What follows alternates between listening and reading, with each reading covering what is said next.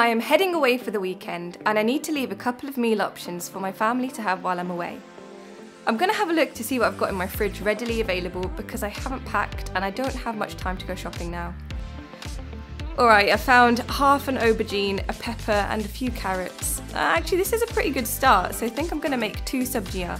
I reckon I'll make aloo batao, which is potato and aubergine, and some aloo gajra, which is carrots and potato. I only want to make enough for a few dinners, so this is perfect. So I'm going to save a bit of time here today by cooking both of the turka together for both the sabjiyan at the same time, and I'll separate them out later down the line so I don't have to cook loads of things separately. Let's start by dicing our onions. I know a lot of people have these amazing hacks of how to stop yourself crying when you're cutting your onions. Well, if you've got one that actually works, drop it in the comments below please to help a sister out. Add in a few tablespoons of olive oil into a pan and let's heat that up.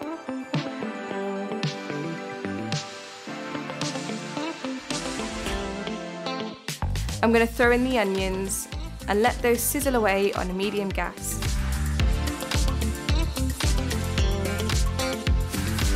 Once they've started to soften, we're going to add in my favourites. This is ginger, garlic and chilli, and let that start cooking. These are the fundamentals of cooking in Northern India cuisine. Onions, garlic, ginger and chilli, the magic 4. Remember that.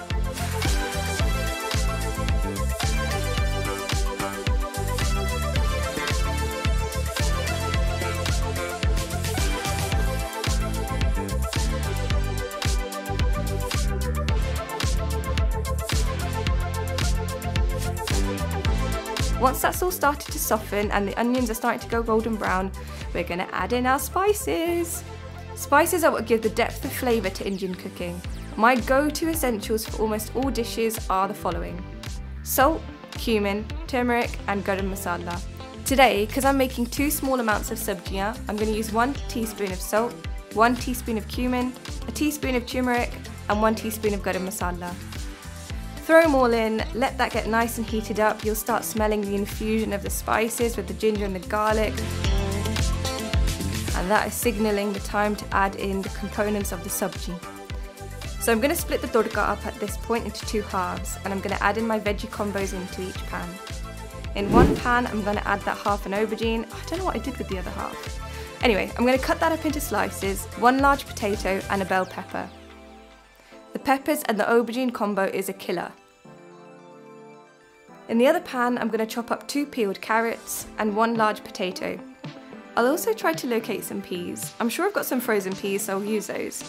This is one of my husband's favourite sabjiyan combos, so he's going to be a little bit gutted that I'm not making any for him. Whoopsie!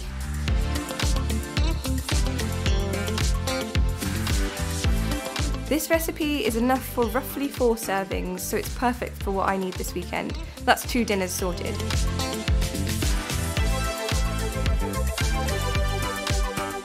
Now that's all the hard work done really. Oh, Indian food is amazing.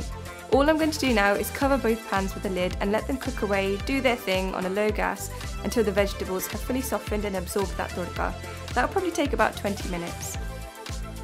I'm going to let these cool down and then I'm going to store them in my super cool airtight containers, which you can get in the link in the description below. These will last for 3 or 4 days as soon as I store them in the fridge. Right, okay, I need to start packing. I hope you enjoyed this video. Don't forget to subscribe and let me know in the comments how to stop crying when I'm cutting onions. It's getting too much for me. I'll see you on the next one.